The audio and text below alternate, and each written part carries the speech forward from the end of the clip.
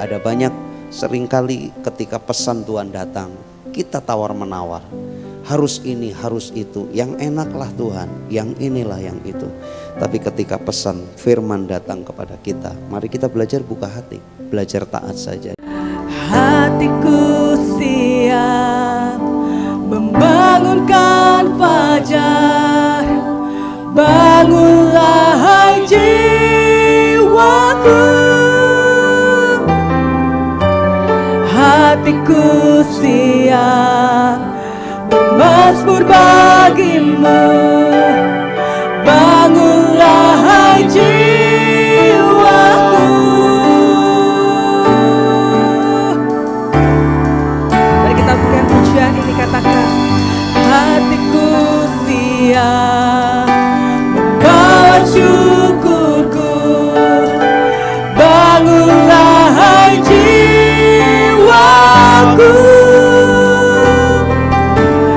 Hatiku siap menyembah Sang Raja. Bangunlah hai jiwaku. Katakan bangunlah hai jiwaku. Sekali lagi bangunlah hai jiwaku. Bangunlah hai jiwaku. Katakan sebab kasih-Mu, sebab kasih-Mu besar mengatasi langit, dan setia-Mu sampai ke awan. Tinggikanlah diri-Mu mengatasi langit, dan kemuliaan-Mu mengatasi bumi. Mari dalam kita mau katakan, hatiku siap Tuhan. Hatiku siap membawa syukurku. Membawa syukurku. Bangunlah hai jiwaku. Katakan hatiku siap. Hatiku siap. Kita sembah Sang Raja. Sembah Sang Raja. Bangunlah hai jiwaku. Dan sekali lagi bangunlah. Bangunlah hai jiwaku. Dan kasih-Mu besar mengatasi langit, dan setia-Mu sampai ke awan. Diri-Mu mengatasi langit, dan kemuliaan-Mu mengatasi kasih-Mu besar mengatasi langit, dan setia-Mu sampai ke awan. Tinggikanlah diri-Mu mengatasi langit, dan kemuliaan-Mu mengatasi kasih-Mu besar mengatasi langit, dan setia-Mu sampai ke awan. Diri-Mu mengatasi langit, dan kemuliaan-Mu mengatasi bumi. Kasih Tuhan, mari datang pada Tuhan pada saat pagi hari ini, memberikan kepadanya yang terbaik dari hidup kita. Mari angkat pujian ini, sebab kasih-Mu besar Tuhan. Kasih Tuhan. Sebab kasih-Mu besar mengatasi langit, dan setia-Mu sampai ke awan. Tinggikanlah diri-Mu mengatasi langit, dan kemuliaan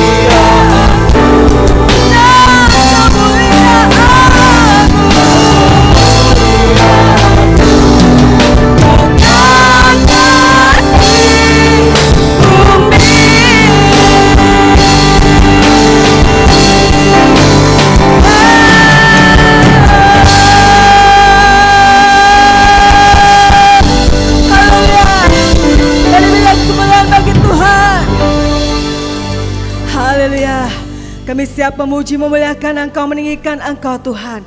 Mari yang siap, mari yang percaya, sama-sama katakan dengan suara keras, amin. Haleluya. Sekali lagi salam. Mari lambaikan tangan kita. Haleluya. Semuanya bersuka cita, men.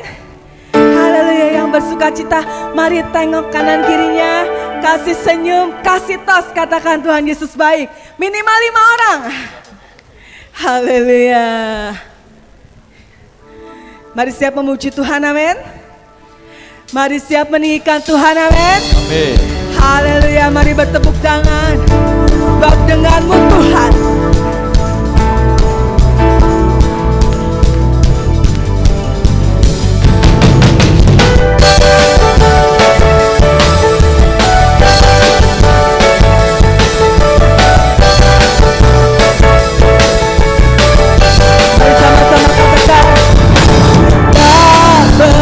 Ragu-ragu akan kesetiaanmu, Kau pegang hidupku. Penuh jiwaku, ku yakin dan percaya. Mari serukan Yesus, Yesus kau Raja, berkuasa percaya bersamanya. Hanya Kau Tuhan, sumber kekuatan, kuasa-Mu tercurah, makin bertanda. Denganmu Tuhan, bukan percaya dari kemuliaan sampai kemuliaan namanya. Haleluya. Yang percaya, mari pujikan Tuhan dengan iman kita. Hanya denganmu Tuhan. Tak pernah ku ragu akan kesetiaanmu, Kau pegang hidupku. Sampai jiwaku, ku yakin dan percaya.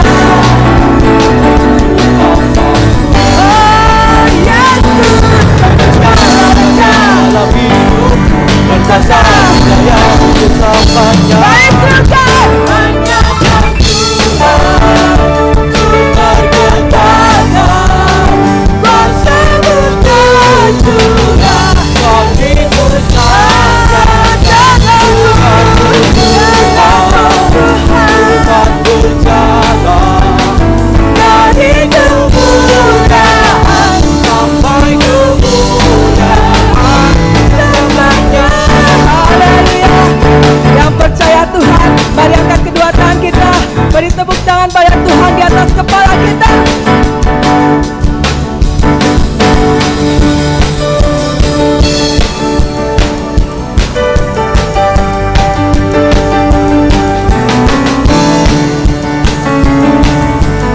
Mari sama-sama sujud. Yesus kau Raja dalam hidup, kita percaya untuk selamanya. Yesus kau Raja dalam hidup, kita percaya untuk selamanya.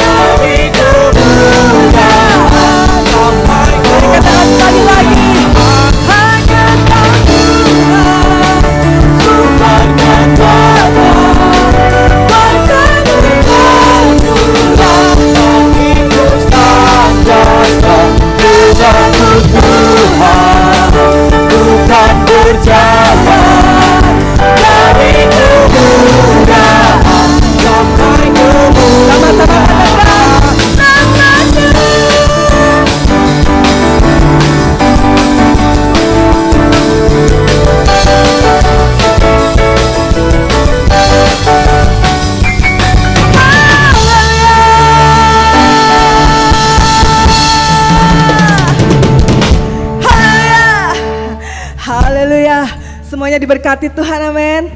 Mari umat yang diberkati Tuhan, angkat tangan kanan kita tinggi-tinggi, lambaikan tangan kita, beri kemuliaan sekali lagi buat Allah kita. Haleluya.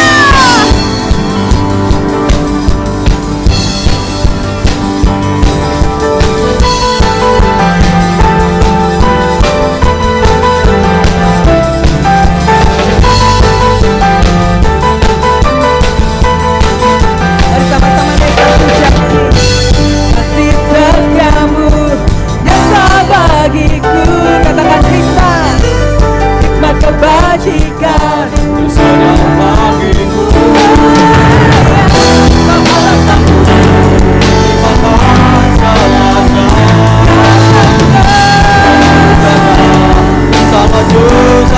Mari yang diberkati Tuhan, angkat tangan kita. Aku diberkati, katakan aku dilimpahi karena Allah sanggup untuk menyelamatkan. Aku diberkati, aku dilimpahi atas sempurna anugerah Tuhan bagiku.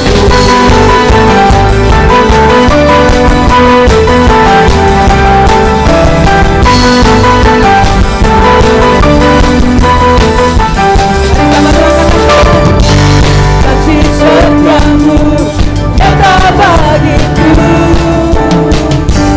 hikmat kebajikan tersedia bagiku.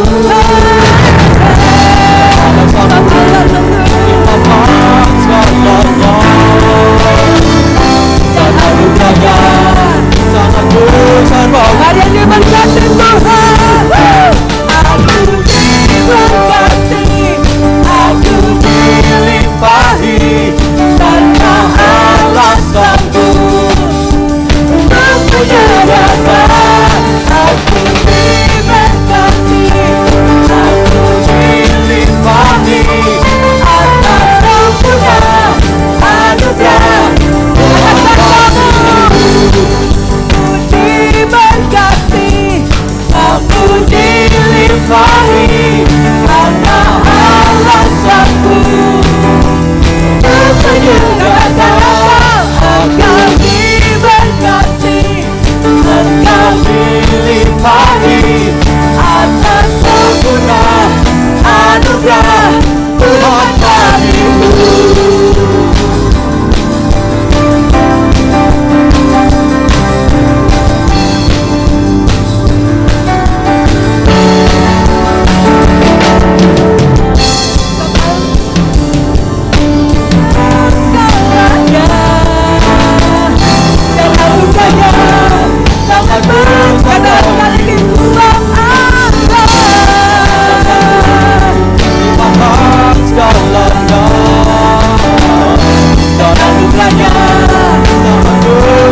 Mari angkat kedua tangan kita katakan, aku diberkati. Siapa yang diberkati? Aku dilimpahi, amin, karena Allah sanggup untuk menyediakan.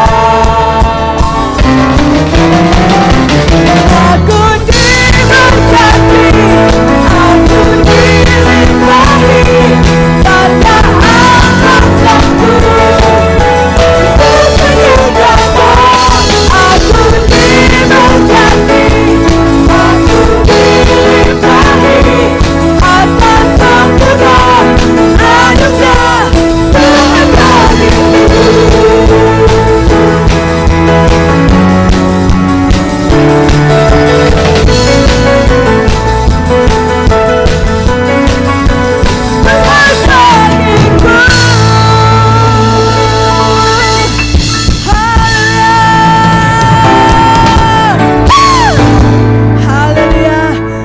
Bersemangat, amin. Amin. Semuanya diberkati Tuhan, amin. Amin. Mari sebelum duduk tengok kanan kirinya ya, biar nggak ngantuk.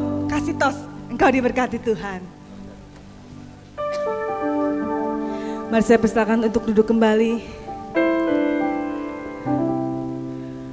Haleluya. Mari datang lebih lagi pada Tuhan. Sebab Dia Allah yang sanggup. Dia Allah yang sanggup memberkati. Kasih. Terima kasih Tuhan. Terima kasih atas segala kebaikan-Mu ya Bapa. Mari angkat hati kita. Kita mengatakan saya cinta Tuhan Yesus. Kasih Tuhan. Kasih Tuhan.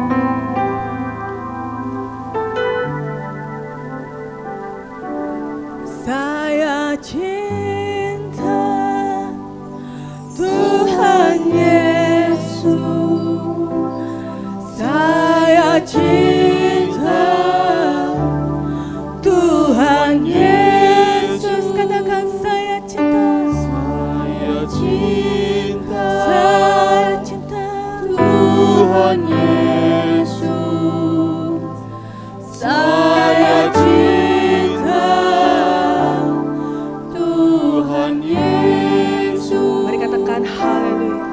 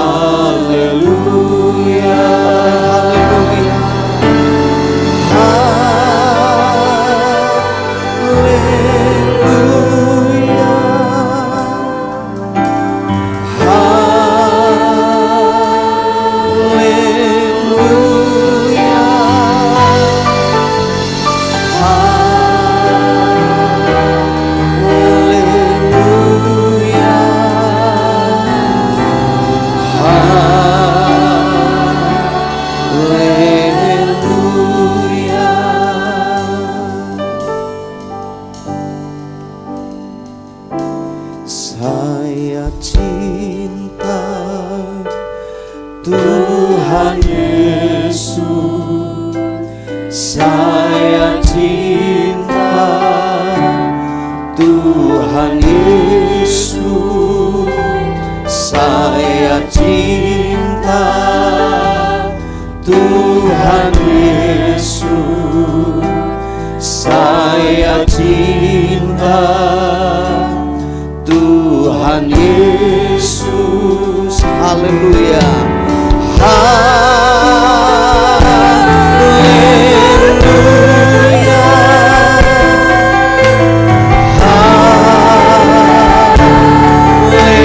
Haleluya.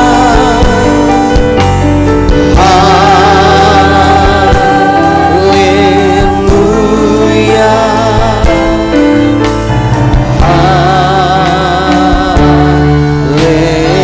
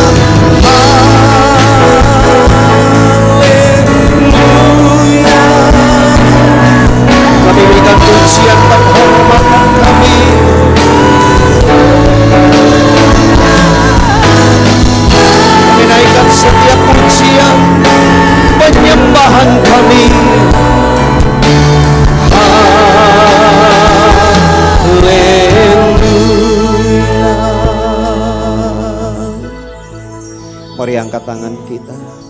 Haleluya.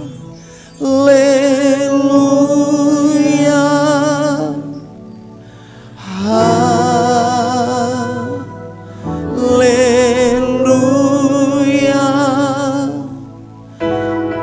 Haleluya.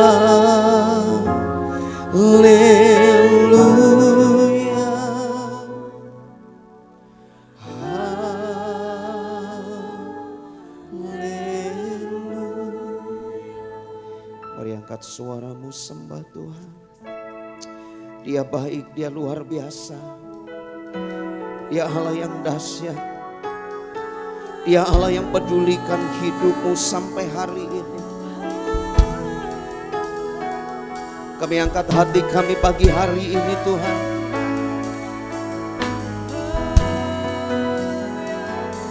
Kami angkat suara pujian penyembahan kami. Kami bersyukur buat segala anugerah-Mu Tuhan. We worship, we worship.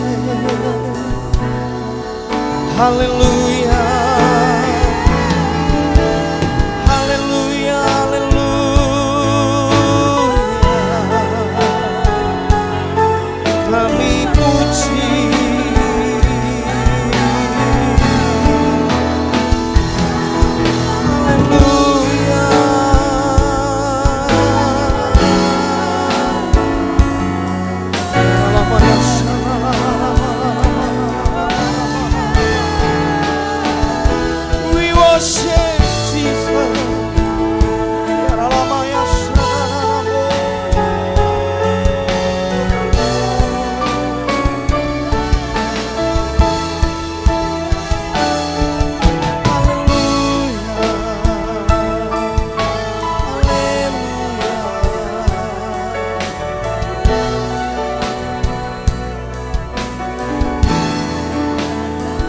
Sebab Kau besar, perbuatanmu ajaib, tiada seperti Engkau. Tiada seperti Engkau. Sebab Kau besar, perbuatanmu ajaib, tiada seperti Engkau.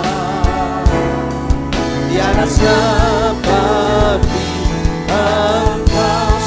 Kau besar, Kau besar, perbuatanmu ajaib, tiada seperti Engkau. Tiada seperti Engkau. Sebab Kau besar, perbuatanmu ajaib, tiada seperti Engkau. Tiada seperti Engkau. Tiada seperti Engkau. Tiada seperti Engkau.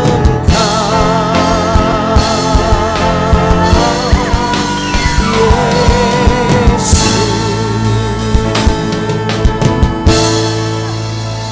Haleluya. Yes, Lord. Terima kasih. Engkau Allah yang dahsyat, Engkau Allah yang luar biasa, Engkau Allah yang ajaib. Dipermuliakan Engkau di tempat ini dalam hidup kami. Terima kasih Tuhan. Di dalam nama Tuhan Yesus, mari sama-sama kita katakan amin. Singer silakan bisa duduk. Shalom Bapak Ibu Saudara. Baik, pagi hari ini hari yang luar biasa, kita boleh memuji, menyembah Tuhan. Ya, sekalipun saya tidak dari awal sebab saya ada tugas di Purwokerto, dan bersyukur pagi hari ini Tuhan dahsyat, Tuhan luar biasa buat kita sekalian. Saya mau ajak kita merenungkan satu perenungan buat kita sekalian. Saya akan bacakan dari Yohanes pasal yang keempat. Yohanes pasal yang keempat ayat yang ke-39. Ini kisah percakapan perempuan Samaria dengan Yesus. Yang menarik, ketika wanita ini berjumpa dengan Yesus dan melihat hal yang ajaib terjadi dalam kehidupannya secara pribadi, bahkan dia bertemu dengan Mesias. Ayat 39. Dan banyak orang Samaria dari kota itu telah menjadi percaya kepadanya karena perkataan perempuan itu yang bersaksi. Ia mengatakan kepadaku segala sesuatu yang telah kuperbuat. Ketika orang-orang Samaria itu sampai kepada Yesus, mereka meminta kepadanya supaya ia tinggal pada mereka. Dan ia pun tinggal di situ 2 hari lamanya, dan lebih banyak lagi orang yang menjadi percaya karena perkataannya. Dan mereka berkata kepada perempuan itu, kami percaya, tetapi bukan lagi karena apa yang kau katakan. Sebab kami sendiri telah mendengar dia dan kami tahu bahwa dialah benar-benar juru selamat. Saudara, hari ini kita boleh bersama-sama menaikkan setiap pujian penyembahan kita kepada Tuhan. Kita belajar bagaimana kita bisa bersaksi, bisa mempermuliakan Tuhan melalui hidup kita, dalam pekerjaan rumah tangga kita, bahkan dalam keseharian kita sekalian. Amin. Bisa lihat kanan kiri, kasih senyum yang paling manis. Bilang begini, Tuhan Yesus dahsyat loh. Tuhan Yesus dahsyat. Mungkin ada sesuatu yang mau disampaikan terlebih dahulu, Bu Maya silakan. Nih. Ya semuanya salam. Ya kita sudah lama ya Pak tidak berdua begini ya Pak. Iya. Haleluya. Saya sebenarnya ini ada pesan khusus Pak. Kenapa saya di sini nggak mau turun? Karena banyak rombongan Israel di sini Pak. Saya takut Anda pergi lagi. Nanti bagaimana nasib saya Pak? Yang kenang-kenangan dulu aja belum dibenerin. Mobil menyok. Sebab kalau ke Israel sekarang lihatnya kembang api loh Pak. Iya betul. Iya, jadi saya di sini khusus menemani biar Anda tidak pergi kemana-mana. Haleluya. Begitu ya Pak? Gimana deg-degan nggak Pak? Ya. Puji Tuhan Bapak Ibu Saudara, pagi hari ini saya percaya semua dalam berkat penyertaan Tuhan yang luar biasa. Dan sekalipun sudah mulai banyak hal yang kita lihat di sekitar kita, aksesoris, foto-foto terpampang di mana-mana, tapi yakinlah foto saya tidak ada di situ. Sebab saya terpanggil hanya untuk melayani Tuhan dan melayani umat. Dan kita berdoa untuk situasi kondisi ke depan. Tentunya ini menjadi sebuah pergumulan buat kita sekalian. Kalau tadi disampaikan tidak berani duduk di bawah karena ada rombongan bukan dari Israel, rombongan teman-teman kita yang kemarin saya berkenalan selama beberapa hari dalam perjalanan, dan saya sangat diberkati dengan mereka sekalian. Dan kita bersyukur Bapak Ibu Saudara, kemarin 2 hari lalu, ya hari Jumat, saya ada pertemuan dengan salah seorang pendeta di Purwokerto, saya tidak perlu sebut nama, dan sama-sama dia ada di acara, saya di ketua bidang Natal Kabupaten, dan kita diskusi. Dia bilang begini, Pak Antipas, saya baru ditelepon 2 hari lalu bahwa kami yang semula merencanakan 24 Desember kami Natal di Padang Gembala itu dengan beberapa jemaat yang sudah terhimpun 30 orang, kita akan Natalan di sana. Dan di gereja tidak ada Natal. Kalau mau ada Natal di awal bulan, tapi kita akan live langsung dari Israel. Tapi 2 hari lalu saya ditelepon, semua di cancel. Dan di cancelnya nggak apa-apa Pak Antipas, tapi saya tuh sedikit mood karena 30 kali sekian DP-nya. Kalau hangus saya yang pusing, karena yang ikut adalah jemaat semua. Kan gak enak tiap minggu ketemu Om DP-nya Om.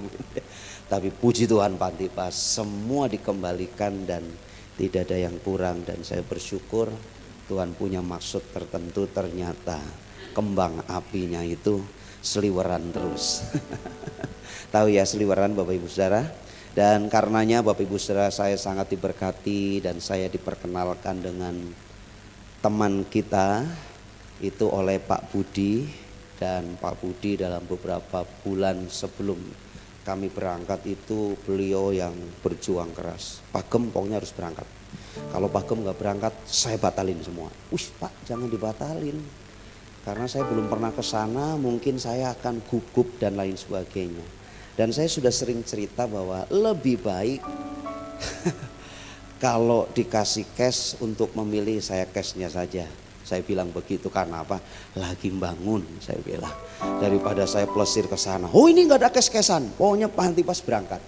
Akhirnya saya diperkenalkan dengan seorang teman yang sangat-sangat humble dan saya sangat diberkati. Mungkin dia nggak perhatikan saya, kalau di sana pun saya perhatikan dia.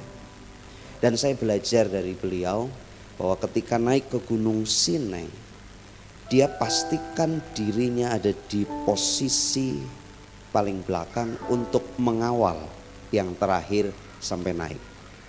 Dan bahkan kami naik di atas duluan dan kami pikir teman kami ini nggak naik.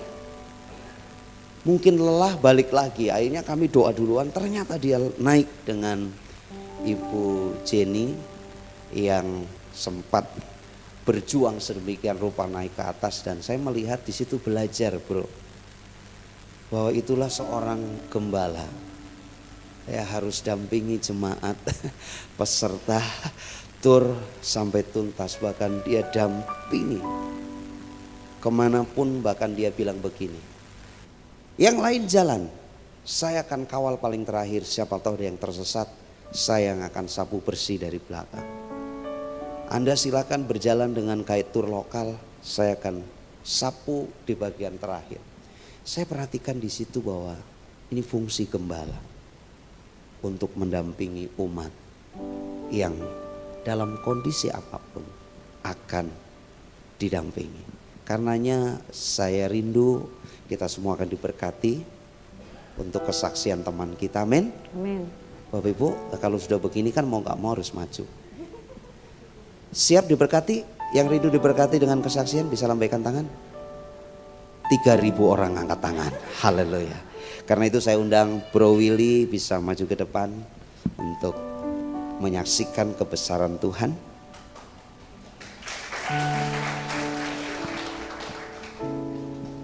Ya, mic-nya yang baru aja. Oke, mau duduk? Terserah gimana Baiknya boleh, mau duduk boleh, mau berdiri boleh, silakan.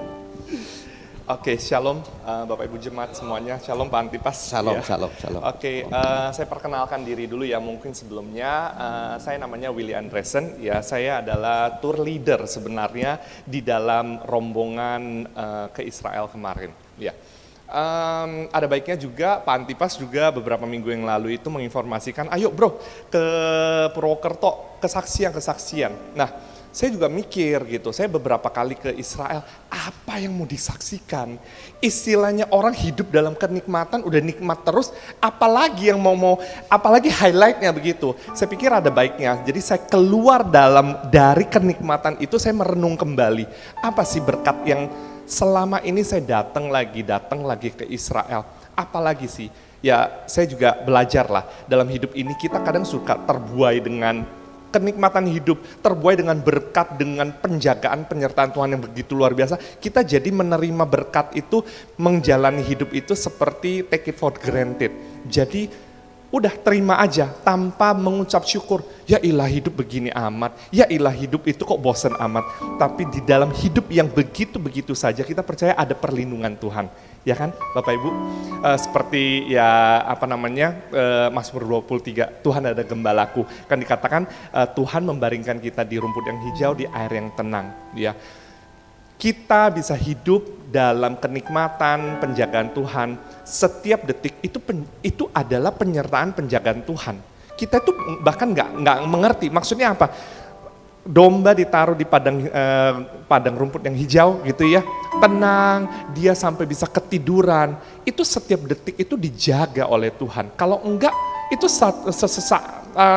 kapan saja itu bisa diterkam sama harimau, betul kan? Sama singa, sama beruang dan lain-lain seperti itu. Nah, ada baiknya saya juga disuruh untuk kesaksian, saya jadi mikir apa nih selama ini saya bolak-balik itu berkat apa? Nah, ini sistemnya tanya jawab atau gimana ya Pak? Saya ngomong aja, kebiasaan saya pegang mic, jadi saya di bus itu kebiasaan pegang mic Bapak Ibu, karena kan saya tour leader. Saya bisa berjam-jam ngomong di bus itu tanpa ada lawannya gitu. Oke. Jadi dari berkali-kali saya datang ke Israel, saya melihat peserta, bahkan saya pribadi pertama kali ke Israel tahun 2013 bulan Februari bersama nenek saya. Untuk ke Israel modalnya bukan hanya sekedar materi, tapi modalnya itu Bapak Ibu perlu kebulatan tekad. Kedua adalah Bapak Ibu perlu yang namanya kesempatan itu. Dan Bapak Ibu juga harus meluangkan waktu Bapak Ibu. Karena banyak orang itu punya materi, bisa bayar, tapi nggak punya tekad gitu. Waktu saya pertama kali berangkat ke Israel 2013 bulan Februari bersama nenek saya, karena nenek saya itu waktu saya bawa ke sana umur 82, beliau bertobat di usia yang sangat-sangat tua sekali, di penghujung usia 70-an, 79-78. Beliau dulunya adalah Konghucu, saya pun dulunya adalah Konghucu. Oh ya, anyway, saya perkenalkan nama, belum perkenalkan saya di gereja mana ya. Saya dulunya sebelum pandemi saya berjemaat di gereja GBI Citra 1. Ternyata di sini juga ada cabang saya, GBI Citra Karen Indah. Sokaraja, itu cabang dari gereja saya, tapi semenjak pandemi saya berjemaat online di gereja Reform Exodus Community di Surabaya, jadi saya online, jadi saya jemaat Reform. Nah, kemudian kembali lagi ke cerita saya, nenek saya itu tahun 2013 itu saya ingin bawa, tapi saya baru kerja di perusahaan yang baru saya masukin, saya kerjain. Itu sekitar 9 bulan saya nggak dapat cuti gitu. Akhirnya saya minta cuti, dihalang-halangi Bapak Ibu. Dihalang-halangi oleh siapa? Manajer saya, itu dia nggak suka sama saya gitu. Itu yang pertama, saya kendala dengan waktu, saya nggak punya cuti. Yang kedua, kendala dana. Waktu itu tabungan saya masih ingat, itu saya cuma punya $1.400 di dalam tabungan saya. Nggak punya uang kan? Bagaimana bisa bawa nenek saya? Saya pikir kalau misalnya worst case ya udah berangkatin nenek saya aja lah, saya nggak usah berangkat. Tapi nenek saya umur 82, siapa yang jaga? Oh iya, teman-teman segereja yang jaga aja, udah itu worst case seperti itu. Singkat cerita, saya dengan kebulatan tekad saya berusaha bagaimanapun saya harus bawa nenek saya ke Israel. Kenapa? Karena nenek saya udah tua. Uang, kalaupun ada uang, saya nggak mau bawa ke Eropa dan lain-lain. Saya pengen beliau melihat, menyaksikan imannya, kalau memang benar apa yang dia baca di Alkitab, iman yang dia percaya di penghujung usianya, itu benar ada. Yesus itu benar hidup, Yesus itu benar mati, dan Yesus itu benar bangkit. Itu jauh lebih penting daripada wisata yang mewah-mewah menurut saya waktu itu. Akhirnya singkat cerita, saya berusaha, saya minta izin ke manajer saya, nggak dikasih. Saya naik ke big boss saya, ownernya, saya datengin, dikasih. Oke, cuti sudah dapat. Uang nih, bagaimana nih? Wah, masalah uang ini emang masalah semua orang ya Pak ya. Masalah uang, saya bingung ini bagaimana nih. Akhirnya suatu sore nenek saya itu datengin saya. Karena dia merasa sudah tua, dia merasa perlu menyampaikan harta dia kali ya. Jadi dia datang, dia keluarin emas-emas dia semuanya, ada mungkin sekitar 130 gram. Itu bentuknya rantai, gelang, segala macam gitu, yang model-model kuno begitu. Katanya itu warisan dari mertua dia gitu. Dia wariskan ke saya kaget. Loh, saya nggak mau gitu, saya nggak mau, maksudnya itu uang dia, ya lu simpen gitu, saya balikin. Saya ceritalah ke teman gereja saya, ke pembimbing rohani saya, ke pendeta saya. Iya nih, namanya Ciem, gue dikasih kehoy nih sama popo gue nih, dikasih si emas banyak banget. Ya udah lu ambil aja, terus lu jual, terus uangnya lu berangkatin dia dan lu ke Israel. Oh iya ya, benar juga ya, benar loh. Ada juga ide seperti itu. Akhirnya saya dapat, saya ambil emasnya, saya bilang saya jual, saya berangkatin. Jadi singkat cerita waktu itu biaya ke Israel itu masih 2.000 US dollar sekian lah di tahun 2013, 10 tahun yang lalu. Akhirnya kita berangkat di sana, ya beliau dengan keawamannya, dengan kekanak-kanakan rohaninya, beliau ya datang ngelihat hehehe gitu aja, ketawa-ketawa, foto-foto gitu ya. Tapi pulang dari sana, saya sangat bersyukur, 4 bulan pulang dari sana, beliau itu jatuh dari tangga. Gitu. Jatuh dari tangga, kemudian tidak bisa lagi tidak bisa jalan lagi. Kemudian 3 tahun kemudian di usia 85 beliau tutup usia, dipanggil pulang gitu. Waktu itu manajer saya bilang gini, udahlah lu nggak usah berangkat sekarang lah, tahun depan aja, nanti lu bikin grup sendiri, ntar gue berangkatin lu, nenek lu kan juga bisa ikut dan lain-lain. Dia nggak suka saya berangkat sekarang, dia nggak mau saya berangkat sekarang, dia menghalang-halangi saya. Akhirnya dengan cara demikian, saya waktu itu juga berpikir benar juga ya, mungkin tahun depan aja. Tapi saya nggak mau, saya maunya kali itu. Dan memang benar itu adalah waktunya Tuhan gitu. Kalau memang Bapak Ibu berbulat tekad, Bapak Ibu punya waktu, Bapak Ibu punya dana, memang sudah ada kerinduan, jangan ditunda-tunda seperti itu. Dan saya juga bersyukur di dalam rombongan kita, keberangkatan kita di bulan yang kemarin, sebenarnya keberangkatan kita dengan Bapak Antipas itu akan dilakukan bulan Oktober sebenarnya awalnya.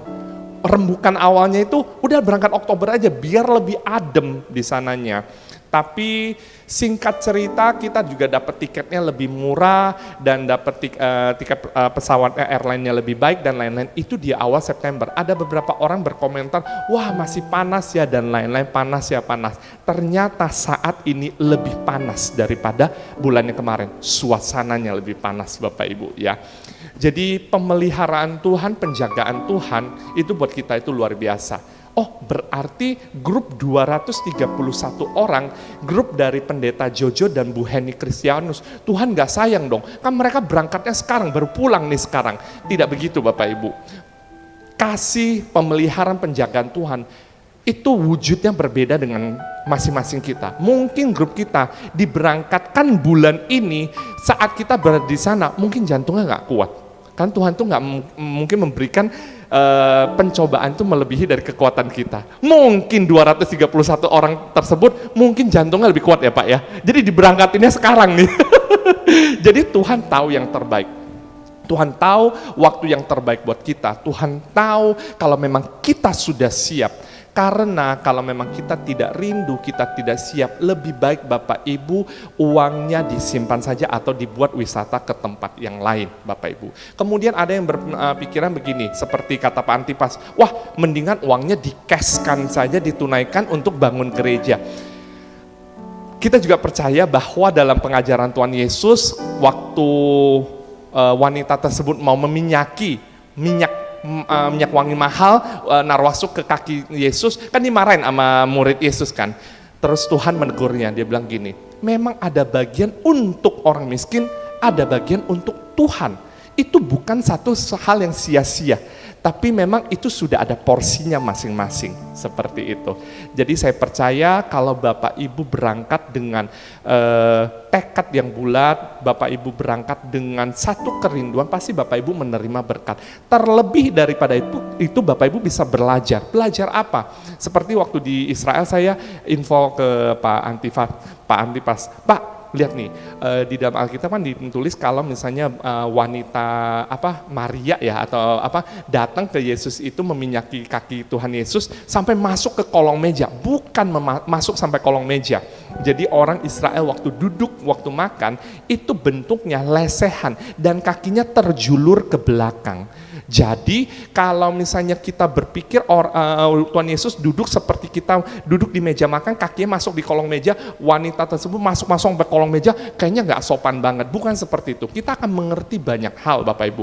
Kok itu pintu kubur batu kok bisa dipindahkan? Karena bentuknya bulat, bisa digulingkan. Kemudian banyak hal kita akan sadar. kita akan sadar, kita akan mengerti bagaimana susahnya 40 tahun orang Israel di dalam padang gurun. Kenapa mereka setelah melihat mukjizat kemudian bisa bersungut-sungut, mukjizat lagi bersungut-sungut, mukjizat lagi bersungut-sungut? Karena padang gurun itu sangat-sangat susah sekali Bapak Ibu. Kita melalui 8 jam perjalanan di bus aja, itu nggak betah Bapak Ibu di dalam padang gurun. Bapak Ibu bayangin 40 tahun orang beranak cucu di sana, makan, tidur, melakukan semua aktivitas 40 tahun. Itu bagaimana? Bapak Ibu baru bisa kebayang. Iya sih ya. Bangsa Israel itu memang tegar tengkuk. Memang bangsa Israel itu memang kurang ajar, udah dikasih mukjizat tapi masih aja mengeluh. Tapi di satu sisi kita juga bisa mengerti panasnya itu bagaimana, keringnya itu bagaimana, tandusnya itu bagaimana. Banyak hal itu kita bisa mengerti. Mengerti apa? Waktu kita membaca Alkitab, kita mengerti secara teknis. Kenapa Alkitab menulis demikian? Ternyata keadaannya itu seperti itu. Seperti itu ya. Jadi yang saya mau saksikan di sini adalah Bapak Ibu kalau punya tekad, punya dana, punya waktu, Bapak Ibu boleh berangkat ke Israel. Berangkatlah dengan orang tercinta, jadi Bapak Ibu bisa menyaksikan orang-orang tercinta Bapak Ibu mungkin belum dibaptis, bisa dibaptis di sana, bisa menerima Tuhan di sana, atau Bapak Ibu bisa berangkat dengan suami istri tercinta, bisa diteguhkan pernikahannya di sana, Bapak Ibu bisa bertumbuh iman yang semakin mengerti tentang kebenaran firman Tuhan. Dan saya bersyukur dengan Pak Antipas selama di sana, Pak Antipas juga punya pemahaman teologi yang sangat-sangat benar sekali, karena ada beberapa hamba Tuhan, saya tidak menyebutkan secara spesifik, mereka mungkin istilahnya membuai jemaat dengan janji-janji berkat, teologi kemakmuran dan lain-lain. Waktu di sana, Bapak Ibu beri yang banyak, pasti mendapatkan yang banyak. Tidak seperti itu. Saya bersyukur saya bisa bertemu dengan Pak Antipas. Pak Antipas benar punya pemahaman teologi yang benar gitu. Orang yang sudah dibaptis, lebih baik jangan dibaptis lagi. Seperti itu. Itu hal-hal yang sangat simpel, tapi itu teologi. Itu satu kebenaran teologi.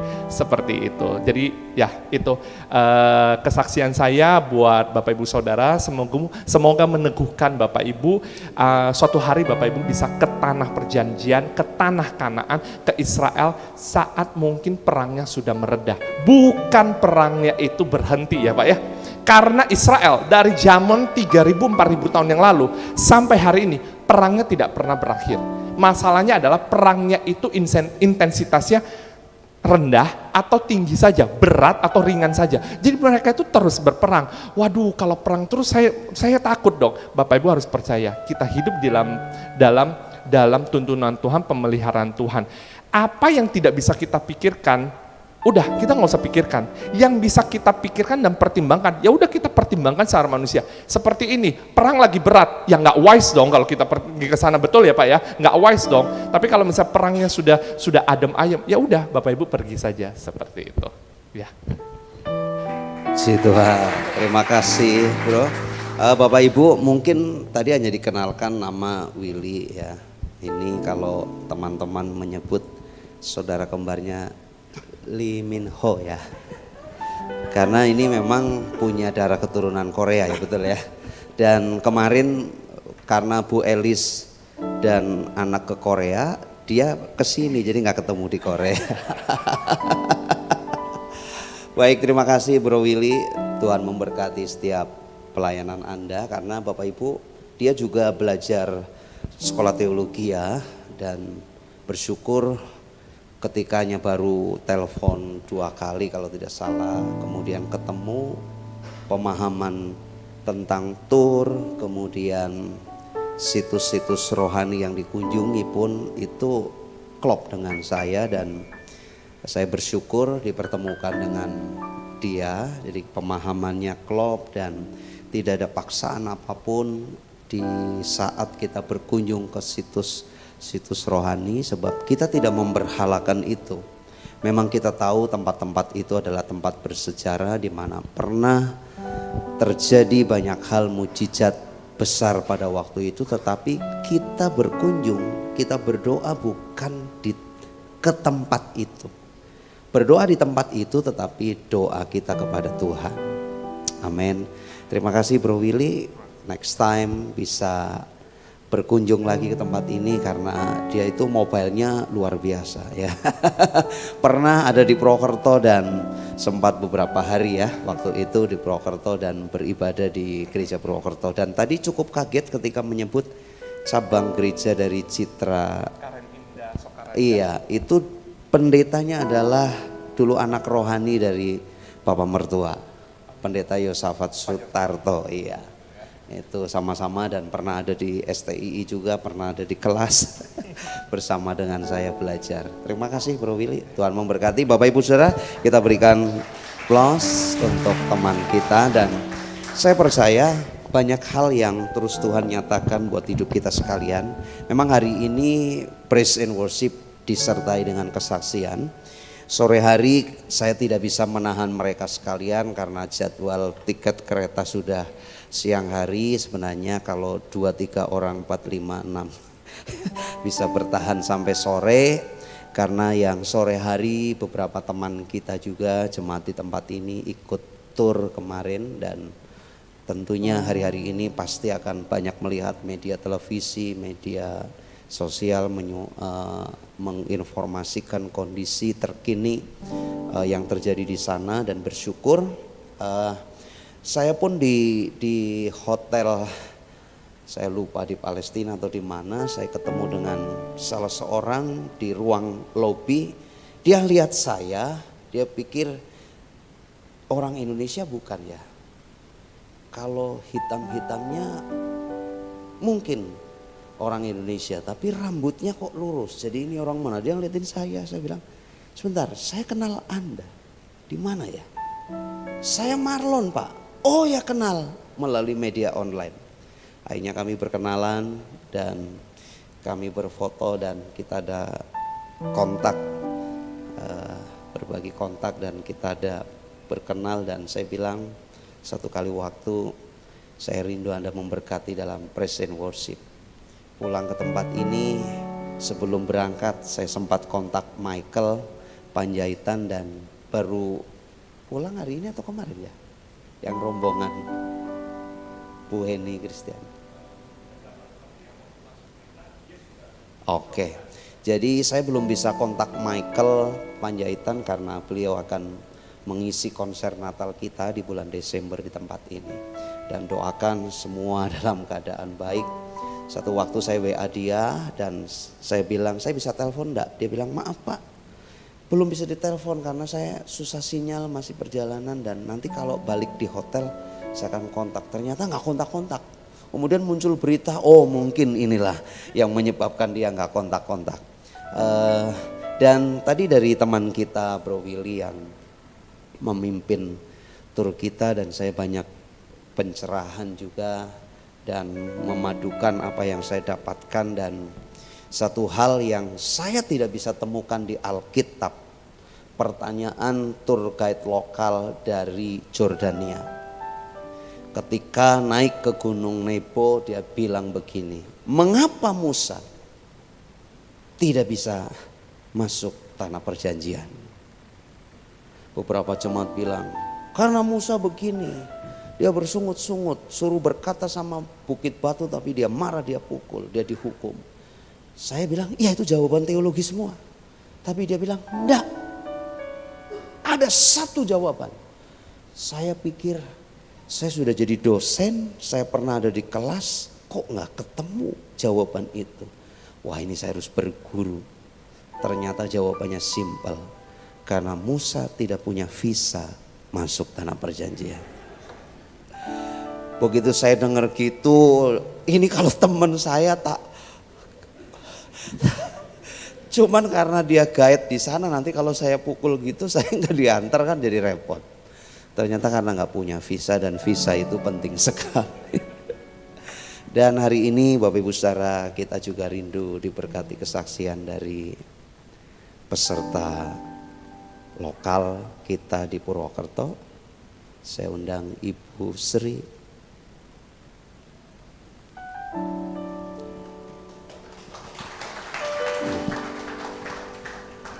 Saya sudah kenal lama beliau semenjak saya ada di Purwokerto dan kebetulan memang Ibu Sri ini adik dari Ibu Budi dan Ibu Nani ya berarti ya, benar, karena dia bungsu.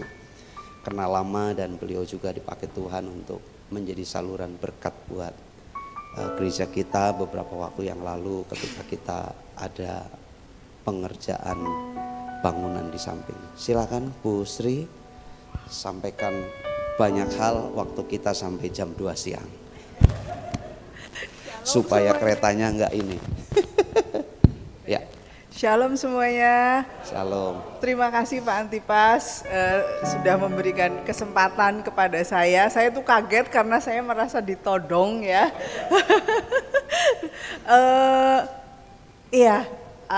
Ada satu hal yang sangat berkesan sekali ketika saya ikut tur ke Israel ya.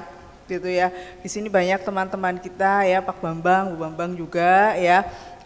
Pak Budi, Bu Budi ya, kemudian yang tamu dari Jakarta ya. Ketika kita naik ke Gunung Sinai gitu ya. Bayangan saya tuh kalau yang namanya ke Gunung Sinai itu saya hanya pengen naik onta saja gitu ya.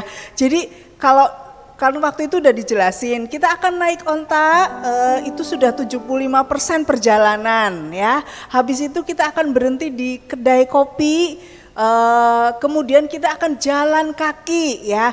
Jalan kaki kira-kira 1,5 jam ke puncak, terus turun lagi 1,5 jam, berhenti lagi di kedai kopi dan kita turun ke bawah itu kira-kira 1,5 jam lagi ya gitu. Nah itu saya sebenarnya saya cuma mau pengen naik onta gitu ya.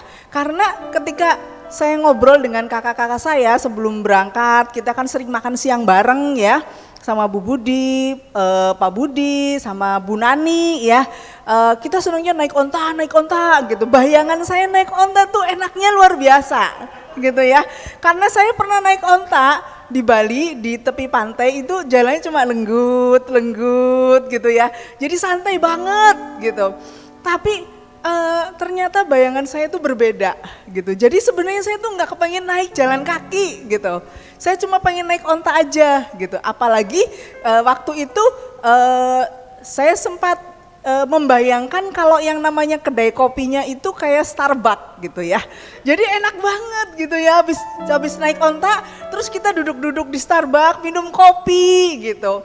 Nah ternyata kenyataannya beda banget gitu ya. Ternyata onta itu kan tinggi sekali ya. Dan kalau onta itu di jalan yang landai, di jalan yang rata gitu ya, kita kan enak banget bisa ngantuk gitu ya. Tapi ternyata onta itu naik ya jalan, jadi jalannya kan yang namanya gunung ya naik gitu. Jadi dia jalan gitu, aduh saya belum apa-apa aja udah deg-degan ya, jalannya takut gitu. Saya nggak berani lihat kepalanya onta, saya cuma berani lihatnya langit. Kebetulan langit itu bagus sekali ya, karena bintang-bintangnya dekat sekali gitu. Dan ketika sampai di atas sesudah naik onta itu, ternyata bukan Starbucks saudara-saudara, ternyata warung kopi biasa. Dan warung kopi itu warung kopi pinggir jalan, kayak pinggir jalan gitu ya. Yang ada yang jual kayak pop mie, terus kopi yang dikudek-kudek gitu ya. Gitu, aduh saya pikir, waduh mau gak mau saya kudu naik ini. Karena saya tuh buat apa ya kita tunggu di situ selama 3 jam gitu ya. Jadi akhirnya saya ikutan naik gitu ya. Sebenarnya di situ aja muka saya tuh udah kelihatan capek, terus panik gitu ya. Karena bayangannya aduh berapa ya 700 anak tangga. 700 anak tangga ya, terus gimana gitu. Dan ternyata yang namanya 700 anak tangga itu bukan seperti di rumah kita 1, 2, 3 gitu. Tapi panjang naik gitu, terjal gitu ya. Dan saya tuh bersyukur sekali karena ada Bapak Gembala yang sangat luar biasa. Jadi saya bisa gemandul ya, saya bisa pegangan tangannya Bapak Gembala gitu ya. Itu udah dibayangkan ya, aduh lelah capek gitu ya. Dan pastinya Pak Gembala juga merasa berat sekali ya karena harus diganduli saya gitu ya. Dan saya berterima kasih sekali Pak Antipas karena sudah ditemani sampai ke atas ya. Dan itu adalah fungsi gembala yang luar biasa. Benar-benar menjagai gitu ya. Dan saya naik ke atas dan sampai di atas tuh saya menangis. Saya tuh bersyukur banget karena saya masih dikasih kesempatan yang luar biasa sama Tuhan untuk sampai ke puncak ya, juga bersama dengan orang-orang yang dekat gitu. Jadi saya bersyukur sekali, itu sebuah pengalaman yang sangat-sangat indah buat saya. Dan ketika kita pulang, kita masih dikasih pengalaman yang luar biasa dengan melihat matahari yang terbit, dan itu indah sekali saudara-saudara ya. Walaupun kita pulang, tapi tetap kita harus hati-hati banget jalannya ya, karena jalannya turun, agak curam gitu ya. Beberapa kali saya itu terpeleset ya, terus pantat saya kena tanaman-tanaman yang berduri itu ya, sampai bisa dicabut gitu ya, dicabut gitu. Terus saya juga harus fokus ya, kudu fokus banget jalannya, karena itu adalah jalanan yang berpasir ya, jadi mudah sekali kita tergelincir, jatuh gitu ya. Tapi di situ saya banyak belajar, Tuhan itu luar biasa ya. Saya ingat sekali ada firman yang berkata, kalau nggak salah nih ya, karena saya kadang-kadang lupa ya, Dia yang mengajarkan kakiku seperti kaki rusa gitu. Saya ngebayangin itu ya, bahwa bener ya, kalau rusa berjalan di bukit batu dia harus fokus ya, dia harus benar-benar jalannya tuh hati-hati sekali gitu, kalau enggak nanti dia akan jatuh dan tergelincir. Setiap kali saya terpeleset, tergelincir gitu, firman itu yang muncul di mulut saya, di pikiran saya gitu ya. Terus saya berdoa, terima kasih Tuhan, kalau Tuhan sudah berikan ini sebuah kesempatan. Dan yang terakhir, dengan perjalanan yang begitu melelahkan, begitu membuat berdebar-debar ya, saya merasakan itu adalah breakthrough dalam hidup saya. Karena saya tuh nggak biasa olahraga, nggak biasa jalan-jalan ya, olahraga cuma olahragaan gitu ya. Tapi saya merasakan sebuah kekuatan, sebuah power yang luar biasa yang Tuhan berikan buat saya, sehingga saya bisa sampai ke bawah dengan selamat gitu. Mungkin itu kesaksian saya, dan semoga bisa memberkati Bapak dan Ibu semuanya. Terima kasih Bu, Tuhan memberkati.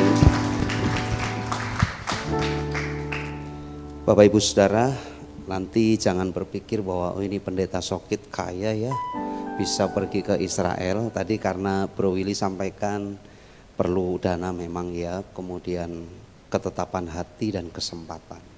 Nah saya itu ketetapan hati kan tadi saya sudah sampaikan, kalau suruh milih lebih baik tidak pergi, dana tidak punya, jadi hanya kesempatan saja.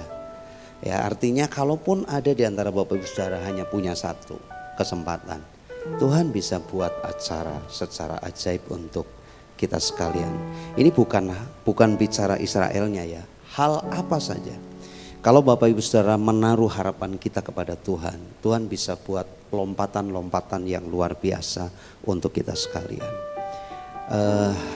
Kita hadir pagi hari ini Bapak Ibu Saudara, mungkin saya akan perkenalkan karena tadi malam saya sempat negosiasi ya, nanti saya ini itu dan sebagainya, karenanya ada perwakilan-perwakilan yang menyampaikan berkat-berkat Tuhan. Dan hari ini hadir dari Jakarta itu Bapak Hari dan istri, bisa bangkit berdiri. Ya ini yang Ibu Hari ini adik dari Pak Budi ya, Pak Budi bisa berdiri. Kemudian terima kasih. Di sampingnya Ibu Yang ya, ini adik ipar dari Pak Budi juga. Kemudian tadi Ibu Sri sudah tahu, Bu Nani jelas pasti tahu sudah. Kemudian ada Christine dan Ibu Jenny. Silakan bangkit berdiri, Bu. Iya. Ini adalah sahabat teman Pak Budi di daerah Cirebon. Jadi satu daerah, dan beliau di usia sekian, nggak enak saya sebut, sempat stuck ketika turun dari Sinai, dan ini satu teladan semangat yang luar biasa. Kondisi usia yang memang sudah tidak muda lagi, tapi dia berjuang pokoknya harus sampai naik ke Gunung Sinai. Saya awalnya jujur, waktu itu tidak ada yang tahu. Saya kalau nggak naik ke Gunung Sinai, saya pembimbing rohani. Apa kata peserta, pembimbingnya nggak naik. Kalaupun naiknya pagi, pasti saya akan menawar dan berbagai alasan saya akan buat yang logis, yang alkitabiah, saya akan buat untuk tidak naik. Tapi karena malam saya nggak tahu medannya, begitu pulang, ya ampun Tuhan, ternyata luar biasa. Tapi di situ saya belajar bahwa sesulit apapun, saya memikirkan bagaimana Musa naik pada waktu itu, dia tidak naik onta. Dan dia dalam kondisi hanya belajar taat sama Tuhan. Ada banyak seringkali ketika pesan Tuhan datang, kita tawar menawar.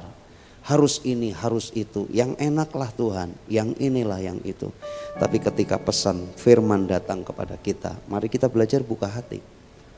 Belajar taat saja. Dan itu banyak hal yang saya dapatkan sepanjang perjalanan itu Bapak Ibu Saudara. Dan saya berharap doa kita untuk apapun tujuan kita, percayalah kalau kita menaruh di mezbah Tuhan, luar biasa. Kesaksian Pak Bambang, saya hanya merangkum saja bagaimana dia sempat kondisi drop sakit. Bahkan dia sudah bilang kalau nggak sembuh mungkin nggak jadi berangkat.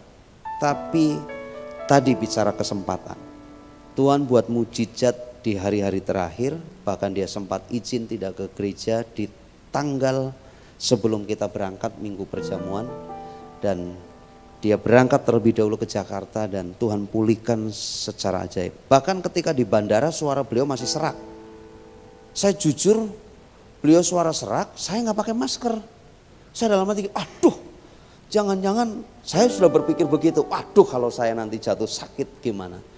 Tapi kemudian Tuhan ingatkan, enggak, dia saja punya iman mujizat disembuhkan. Masa kamu hanya ngobrol kemudian takut bagaimana.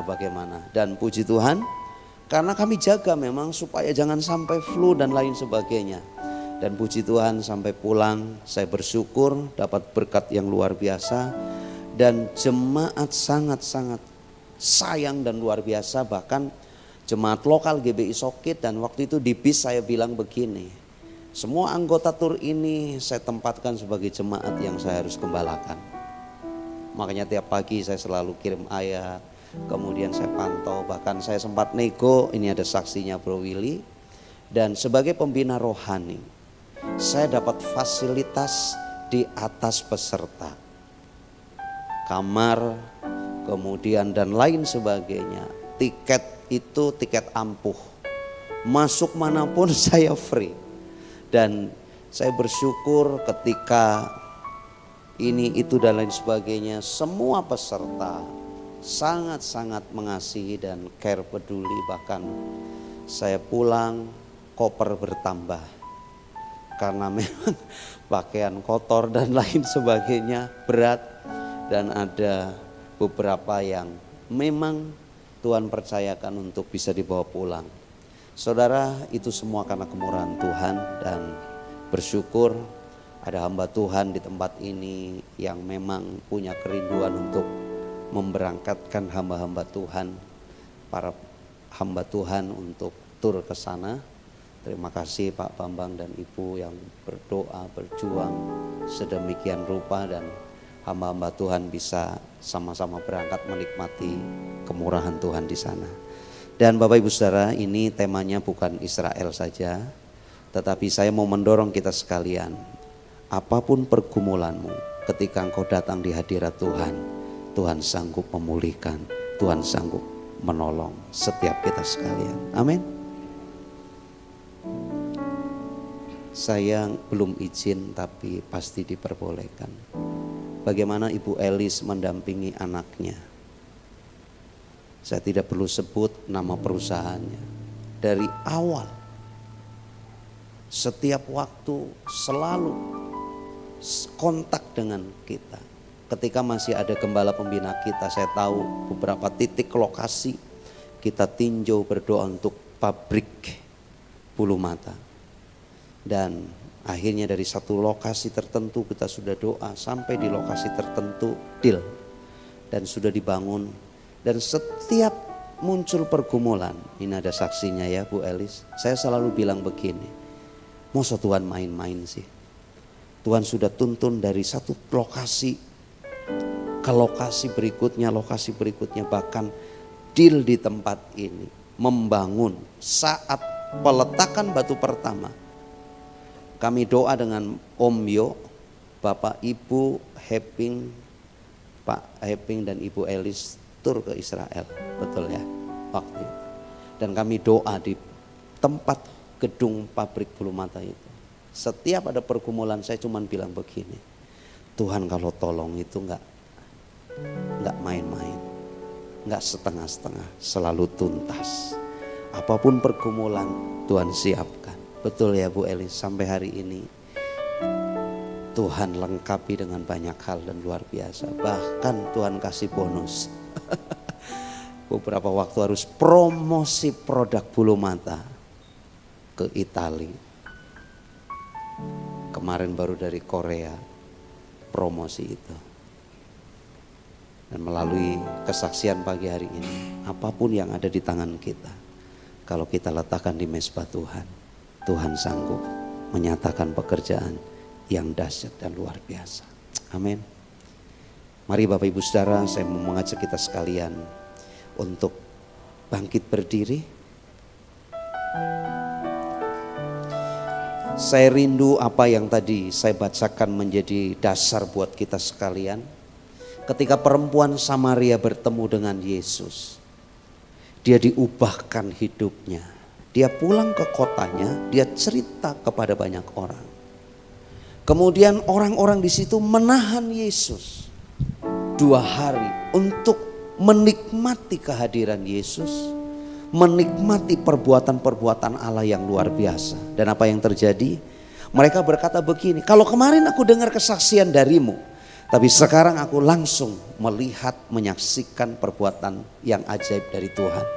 Dan apa yang dikatakan oleh orang-orang Samaria, dia katakan begini, sebab kami sendiri telah mendengar dia dan kami tahu bahwa dialah benar-benar juru selamat dunia.